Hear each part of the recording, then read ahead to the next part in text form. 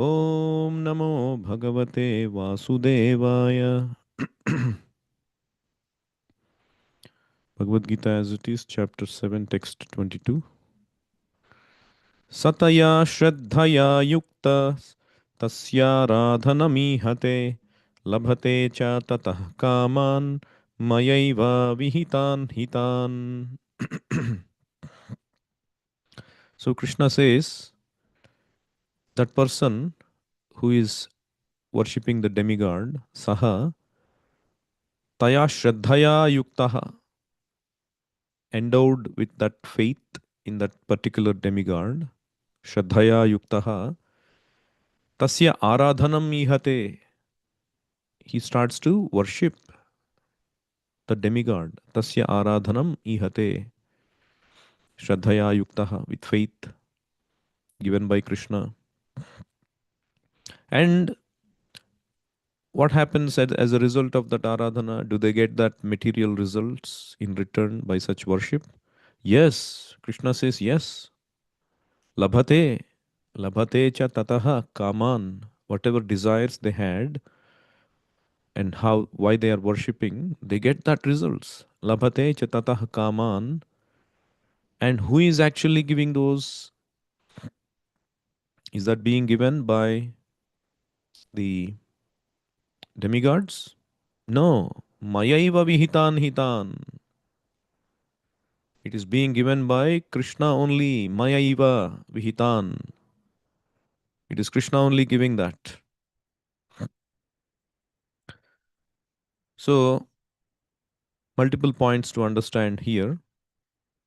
The first one is always approaching a senior or superior is one of the easiest processes for obtaining something, whether it is material or spiritual. There is a philosophy called karma mimamsa.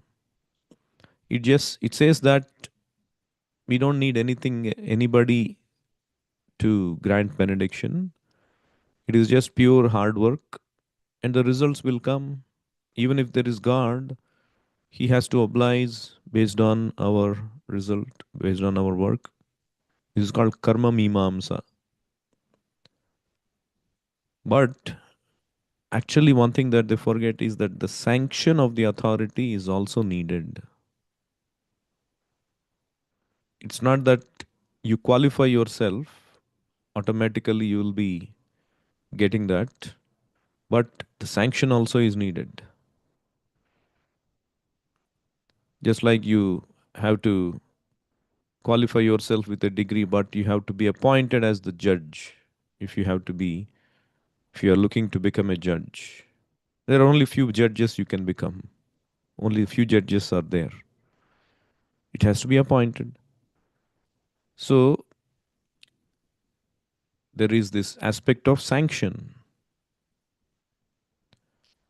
So the five factors of success is there in Bhagavad Gita. For every action, there are five factors that has to be satisfied. Adhishtanam tadha karta, karanam cha prutak vidham, vividhascha prutak cheshta daivam chaivatra panchamam. There has to be a place of action, the doer and his various senses, and his endeavor, and finally the sanctioning cause, the daivam. So the sanctioning cause is there.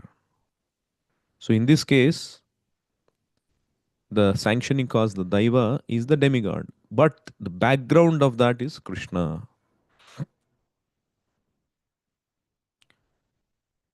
Approaching demigods is the cheshta, and with his various senses and his will, he's approaching the demigods and he gets the result. So the acceptance of a controller is mentioned here. Not that there is just material nature and which is made for our enjoyment and is going on, just go on, enjoy it. There is no meaning or purpose to it. So, unfortunately, people cannot see the hands of a superior controller. Like, for example, you are seeing a game, say a billiards game, or snooker, whatever you call, and on the TV they are telecasting it. Only the board is being shown, and the balls are flying everywhere. You cannot see the sticks hitting those balls. And the balls are flying everywhere, and you see, oh, some balls are randomly falling into the holes, perfectly being hit by the other ball. The other ball is coming from the edge. And a person who does not know this game, who sees on the TV, he says, oh, see, such a brilliant natural phenomenon. Perfectly, it is going. It all started with a big bang. Something came about, and some forces, it made these balls, and the balls are going with some force, and it's falling into these holes. Only a knowledgeable person will know, no, they are not going by themselves. There is an intelligent person, an expert person hitting these balls with a stick at a particular angle, at a particular force, with a particular purpose to make that ball fall into the hole. But a child may foolishly conclude, oh, it is all happening by chance. So nothing is by chance. Similarly, just like this materialistic people accept the authority of the devatas and get the results, even on the spiritual platform, we need to accept an authority and serve that person if we have to get some spiritual benefit. The difference is when you approach the authority in spiritual platform like a spiritual master, you will progress towards the spiritual path. Whereas when you approach the demigods, you will remain on the material platform. Antavattu phalam tesham tadbhavati alpamedasam. Krishna will later reveal. When you approach the devata and get the results, you might think, yes, it's such a nice thing, such an easy thing. Like, for example, you heard about a deal that randomly a raffle will be picked. In the offices, you get this raffles. So you go to the office party and they give you raffles, and suddenly they will announce this number, and then you come up and you are given a gift. So the raffle parties, you went, and they say that, the for the raffle, whoever gets picked, they will be given a gift of a beautiful car, a BMW car, whatever it is. And then you go, and then you get picked. This raffle gets picked, and then you are awarded this car, and then you become so happy, and the party is done, and you are going back elated, and at the exit there is this person, give the keys of the car, and then you ask why. Yes, this you did not read the condition at the bottom. This car is given to you only as long as this party exists. After that, the car is taken away. So how will you feel? So why is the car given for in the first place? Why did I spend all that money and effort to come to this place only for the car to be taken away at the end of it? So how horrible the feeling is. So it is like that. The benediction you get from the devatas is material benediction. It will be gone. There is a time stamp for it. There is an expiry date for it. Either it will be gone before you, or you will be gone before it is expired. Because everything is temporary in this world, and it will lead to misery because of your attachments.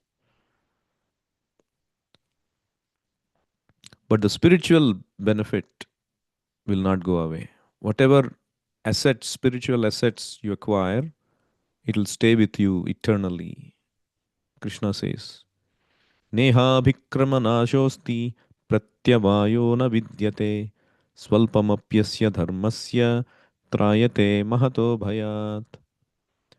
Pratyavayo na vidyate. If you attain the spiritual assets by the benediction of a spiritual master or Krishna, there is no pratyavaya, there is no diminution.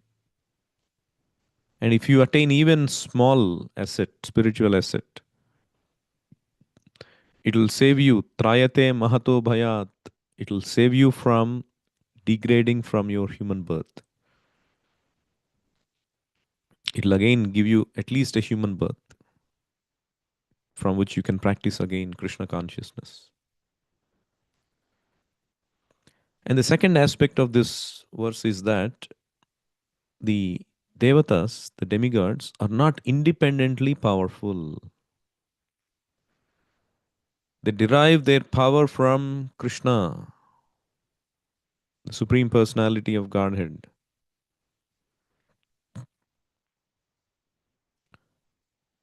This man was walking towards a city for a fair.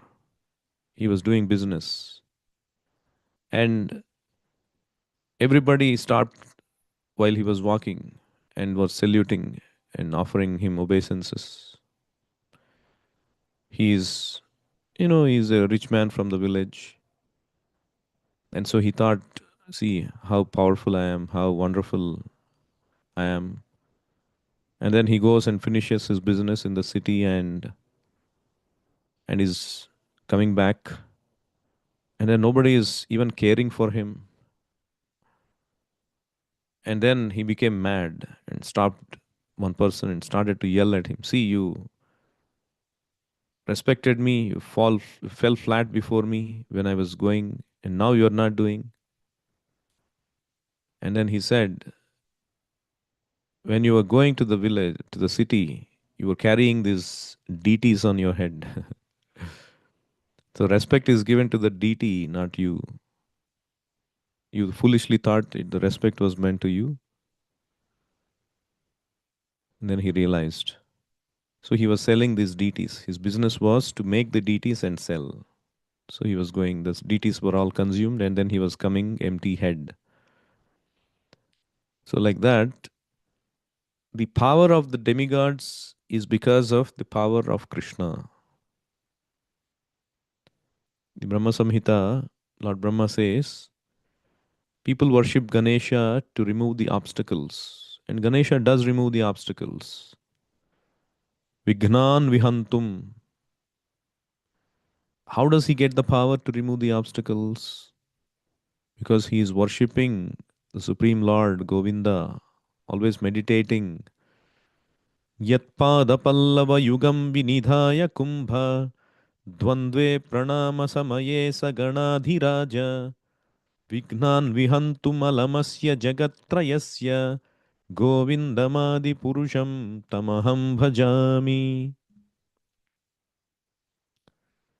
So like that, any devata, they get the power from Krishna.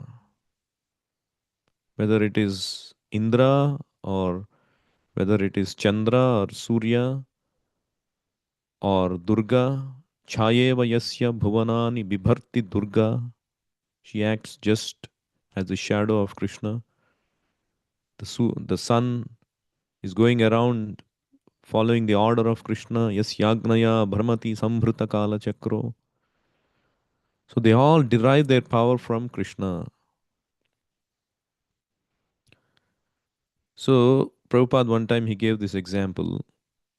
So let's say somebody came to temple and they asked some devotee, they found one devotee who is the kind of authority there. Hey, can I come and do this service? And the devotee says, yes, yes, yeah, you can come. Can I get this? Yes, yes, you can get that. And so this devotee is thinking, oh, he is the ultimate boss here. But actually, he doesn't know that whatever decision he is giving, whatever boons and favors he is granting, he is actually going and asking Prabhupada, and Srila Prabhupada, can I, this person is asking like this, can I give this? Can I engage him like this? Can I do that? Or another superior that Prabhupada appointed on his behalf. So, like that, some person is there. He does not know. He thinks he is independently powerful. Like Narada Muni once asked, he he told his father Brahma, my dear Lord Brahma, I thought so far you are independently powerful, but then I also see that you are praying very intently, you are doing meditation very intently. So who is that you are praying? Is there somebody else behind you, beyond you? And then Brahma said, yes, I am not the ultimate authority. I get my power from Krishna. Bhaswan sakaleshu nijeshu teja स्वीयं कियत् प्रकटयत्यपि तद्वदत्र ब्रह्माय एष जगदण्डविधानकर्ता गोविन्दमादिपुरुषं तमहं भजामि. Just like all these sakala asma nijeshu teja, all these stones, gems, jewels, they get their light. They just reflect the light stored in them. The sunlight is what is making them shine. Without the sunlight stored in them, reflected by within them, they cannot function like a brilliant jewel. And that is Krishna. So the devatas know this. Lord Brahma knows, Indra knows, Surya knows, Durga knows, Ganesha knows, Lord Shiva knows. Whereas the living entities, the jivas, we forget that ultimately Krishna is behind everything. So this is the other aspect of this verse. To understand that Krishna is behind everything, even the devatas.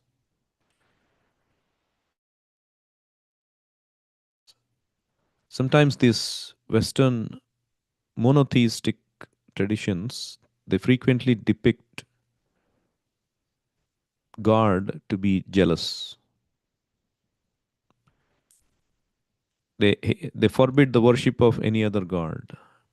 You know, you can research one of the Abrahamic religions. They say that our God does not want worship of any other gods, and even approves the destruction of the other deities. And on that basis, they go ahead and destroy the deities and blaspheme other gods and their devotees and so on and so forth. But in contrast, you see what is happening here in this verse in Bhagavad Gita. It reveals how Krishna, the supreme God, is not jealous like that, but instead he is not guarding his own position as the exclusive object of worship, but facilitating the spiritual evolution of everyone. Of course, he does say, you worship only me, that is good for you. But for those who are on the process of worshipping others, he is facilitating and he is granting the boons, he is making their faith steady. Why is that? The reason is that everybody is in a particular stage of spiritual evolution.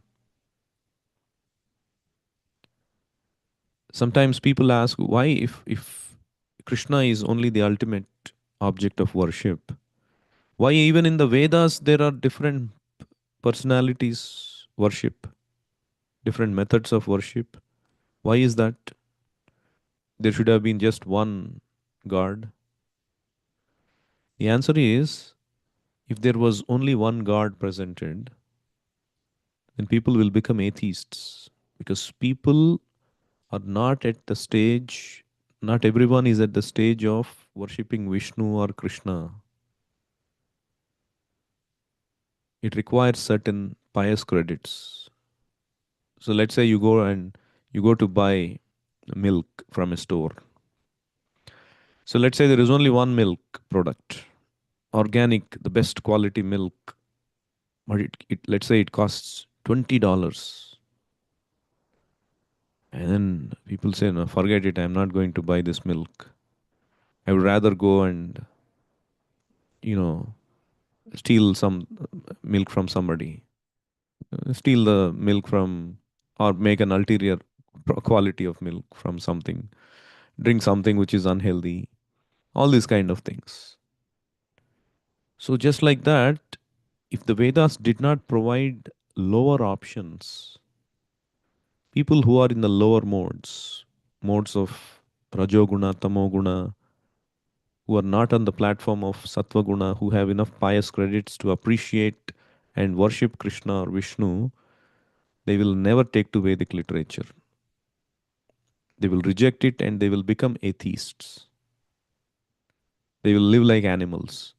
But at least by encouraging them to worship a devata who is according to his own modes, who he can relate with, who he likes, then at least he is under the tenets of the Vedic system. So he's bound to the regulations of the Vedas. So slowly he can evolve in his spiritual. At least the idea of surrender is instilled in him. The idea of following the Vedic literature is instilled in him. And when people start to engage in that worship according to the regulations, they accept the concept of the superiority of somebody, authority, and surrender. And gradually they get cleansed. And if they are fortunate to meet a pure devotee, they can slowly take the worship of Krishna. That is the idea. That is the idea of the why these Vedic literature contains various literature or various methods. As Chaitanya Charitamrita says, Vedadi Sakala Shastre Krishna Mukhya Sambandha Tanra Gnane Anushange Yaya Maya Bandha. So, what does it mean? Chaitanya Mahaprabhu, he summarizes the purport of Vedic knowledge. He says, Vedadi Sakala Shastre Krishna Mukhya Sambandha. From all the Vedas, from all the Vedic literature, all the scriptures, all over the world, all over the universe. What is the purpose? The purpose is Krishna Mukhya Sambandha. Purpose is to establish our eternal relationship with Krishna, to understand Krishna. They are meant for realizing Krishna. And simply by understanding Krishna, one becomes automatically liberated from this material entanglement. So when Kamsa he was killed, he was liberated. There Prabhupada mentions a very important point. Actually, it seems Kamsa, even though he was trying to kill Krishna in so many ways, he knew from within that Krishna is the Supreme Lord and he cannot be killed because he is transcendental. How can you kill someone who is transcendental? You cannot even capture him. Material means cannot capture anything spiritual, or to speak of killing it. So Kamsa knew this about Krishna. And so Prabhupada says, because of this, even though he didn't know everything about Krishna, he knew only a little bit about Krishna. And because of that understanding, he was liberated. What to speak of understanding fully? Of course, we cannot understand fully God, Krishna. How much ever Krishna allows us to understand, how much ever is our intelligence, whatever is benedicted by the spiritual master. That is why Krishna says, Janma karma cha me divyam evam yo veti tattvataha tyaktva deham punarjanma naiti mameti swarjuna.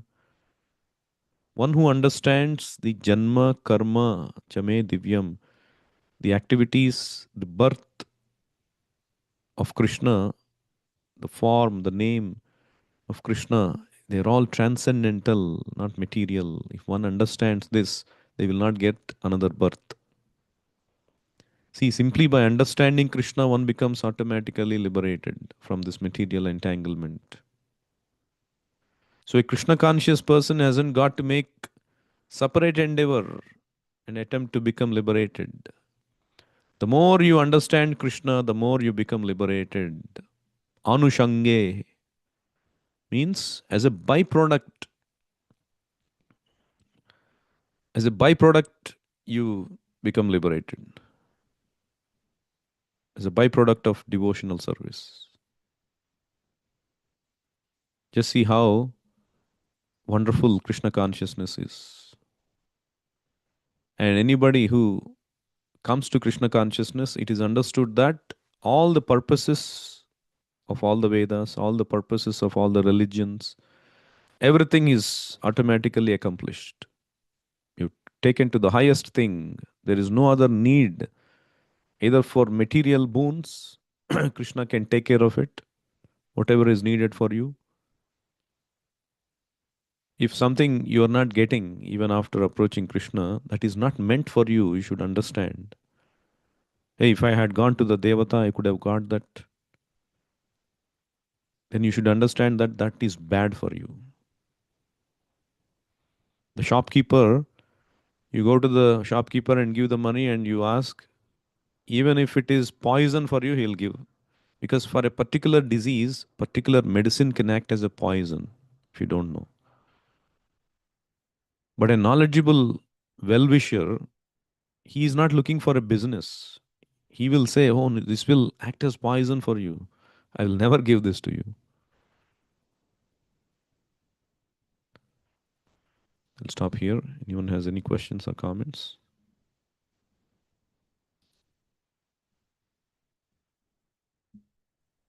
Hare Krishna, Prabhuji, Sadar Pranam. Hare Krishna. Prabhuji, in today's lecture, you mentioned about the sanctioner is Krishna, even though people go to these demigods. So I had a real life example, and I was always confused whether to preach them or not. Like, there are people around our houses which are like, are the devotees of Sirdi Sai Baba or some other demigods kind of thing. So they are very sincere in their devotion towards whatever Lord they are they are praying. So, but again, I see some of the devotees of Krishna consciousness where they are like been in Krishna consciousness since their birth, but still not up to the mark. Like, they do it like not a pure devotion kind, like, they just pray to Krishna, that's all, but no change at all in them. So how do we consider these other people, are at least, even though they're praying to some other demigod, they're at least sincere? Yeah. So is it, my question now is like, the devotion is the main thing, right? Eventually it goes to Krishna. So is it okay to, even for those people who are not devoted to Krishna, for me to preach them, at least should I think that at least they are being completely devoted to whatever they are doing, versus should we also preach them? Then the ninth offense will be committed by me. That always I had that question. The ninth offense meaning not to preach to anyone who is not having Yeah. Vishwas. So basically, you have two questions. One is, why is it that a person who is worshipping Krishna does not seem to have improved in his consciousness and Yes. reformed in his behavior compared to other who seem to be very sincere in their heart and who seem to be good, even though they are worshipping somebody else? And second is whether to preach those people who are not worshipping Krishna.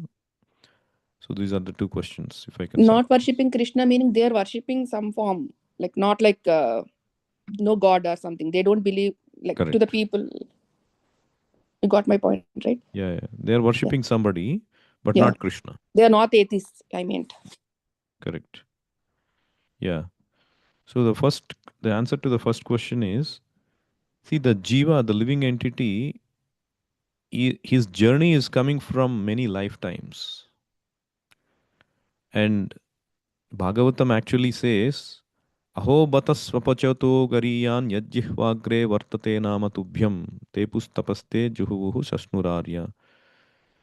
That means if one travels in the previous lifetimes by performing many pious activities, so those pious activities like giving charities, studying the Vedic literature, performing austerities, and so on and so forth, the jiva develops certain qualities, good qualities, sattva guna, and those kind of things. So somebody who may appear like that is not because of an apparent result of a worship of something he is doing in this life. It may be the result of the previous lives. So Mm. even if somebody is worshipping a devata or, as you said, Shirdi Sai Baba or something, then there are several people who are not very, even those worshippers, they're not very reformed in their character, you might see, Yes, yes, yeah. right? So, but some are very reformed. One might see very sincerely they're worshipping and all of that, always chanting the names and all of that. So it's not necessarily because of the result of that, it's coming from the previous lifetimes. Mm. Similarly, one who takes to Krishna consciousness, not very, even as uh, a side thing, or even if he does take, but he doesn't seem to be reformed because he might not have traversed that previous life's activities like that. He might have taken it just in this life, and it'll take a long time for him. Mm. Mm. If one takes very sincerely, it will be very effective. But if the medicine is not taken sincerely, it'll take a long time. And even Krishna says in Bhagavad Gita, Aneka janma samsiddhaha tato yati param gatim. It'll take a long, many lifetimes even if one keeps on falling down. We discussed in the last section of the sixth chapter. What happens to those who fall down because they are not serious? Krishna keeps giving them opportunities. So one cannot evaluate the effectiveness of a process based on a person's nature because it may be because of different things. But we should understand from scriptures that one who takes to Krishna consciousness eventually he will become reformed in their character. Yasyasti bhaktir bhagavati akinchana sarvair gunais tatra samasate suraha. Eventually, he will develop all the good qualities of Sura demigods, provided the medicine is being taken properly. But harava bhaktasya kuto mahadguna manoradhena sati dhavato bahihi. If one is not the devotee of Hari, then whatever great qualities they may have, eventually they will count for nothing because they'll remain in this material world. See, just see the other worshippers, they will not go back to Godhead. They will, if they think about their object of worship, they will go to the place where that person is currently there in a particular universe, in a particular form. They will go and associate. And so they have to continue their material existence. And continuing material existence means at one point you will associate with the modes of Rajoguna, Tamoguna. You will commit some, because of the contamination, you will commit some sinful activity. You will go down. So all your assets will be gone. So it's a dangerous thing. Today they may be all right, but eventually you have to look at a bigger picture. The path has to be bona fide. Only then one can get eternal benefit. So that is the answer to the first question. If you have any follow up on that. No, the second question. Yeah, the second question, as you said, see, a preacher does four things. There is a Kanishta Adhikari, Madhyama Adhikari, and Uttama Adhikari. in Krishna consciousness. Kanishta means he just minds his own business. He is just worshipping Krishna in the deity and all of that. Once you graduate to the next level, you want to share it with others. Oh, this is so nice, let me share. So he's a preacher. So preacher means he does four things. Ishvare tadadhineshu baliseshu dvishatsu cha. Ishvare adhineshu baliseshu dvishatsu. Four people. Prema, Maitri, Krupa, Upeksha. For Ishvara, he loves, he does prema. For Ishvara means Krishna, ultimate controller. Tadadhineshu, for his devotees, he develops friendship, Maitri.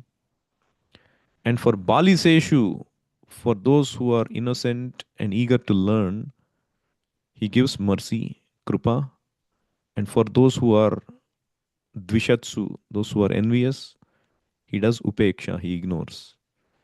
So a preacher has to determine whether one is that third category, that Baliseshu or Dvishatsu. Baliseshu means innocent and eager to learn. So when you are talking to somebody, if you find they are innocent and very eager, then you can share more because they are ripe for taking to Krishna consciousness.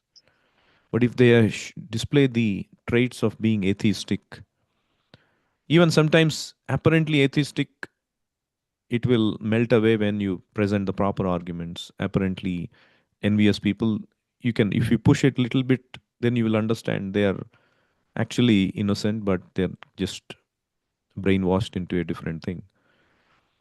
So after, you have to determine, as a preacher, you have to determine whether they are innocent or whether they are envious and strongly tied to something, and they will only blaspheme if you push them further.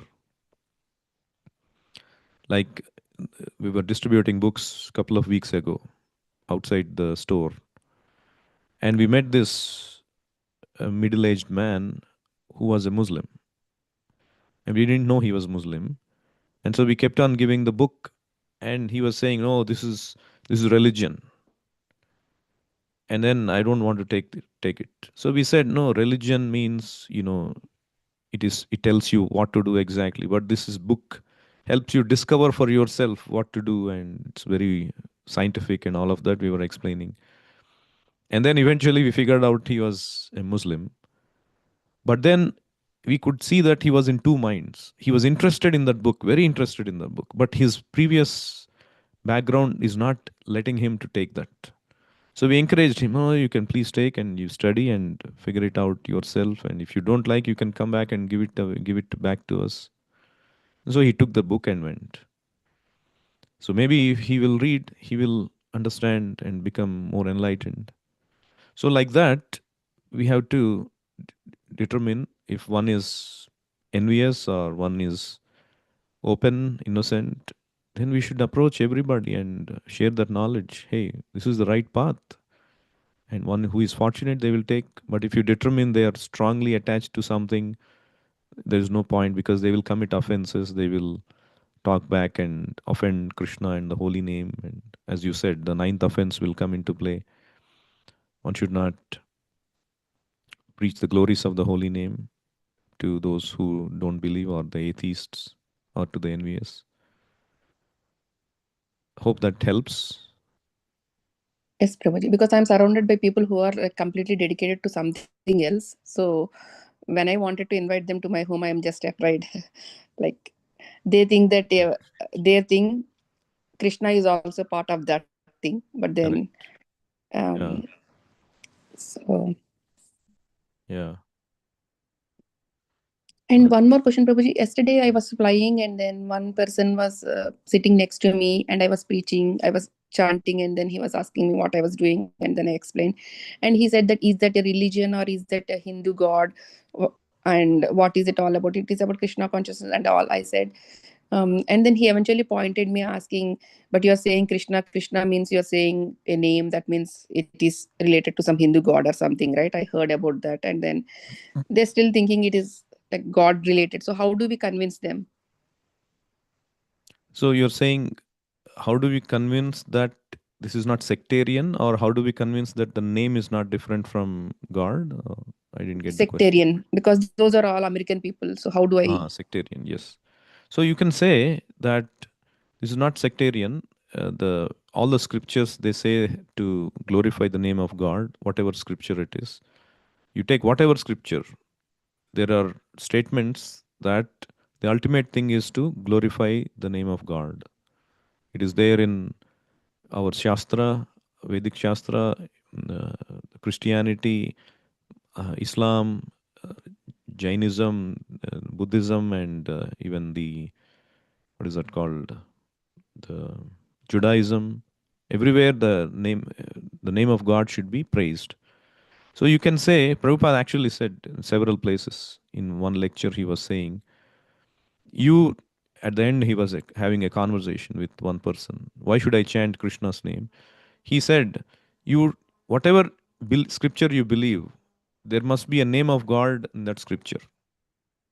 So he said, what is the name of the God that is mentioned in your scripture? He said, Jehovah. And so Prabhupada said, you chant Jehovah's name. So we are not saying you chant only Krishna's name. Whatever is the name of the God that scripture mentions, you chant that name. Namna Makari Bahudha Nija Sarva Shakti. Chaitanya Mahaprabhu himself is saying, Sikshashtakam. But because the other religions, they are not properly following, properly propagating, properly educating people about the glories of the holy name, this is the only movement which is doing that right now, which can explain who is God, what is his name, where is his address, what are his relatives, how to go there. So if we are giving you everything, why don't you take it? If you have other process, you do it. Other name, you do it. We are not denying it. But why should you discount this method if it is genuine? And you see so much of effect it is having. My own case, you can say your own case, how you got reformed and how it is helping you. So like that you can say. Mm. Thank you, Prabhuji. It helps. Hare Krishna. Hare Krishna. Bhagavad Gita as it is ki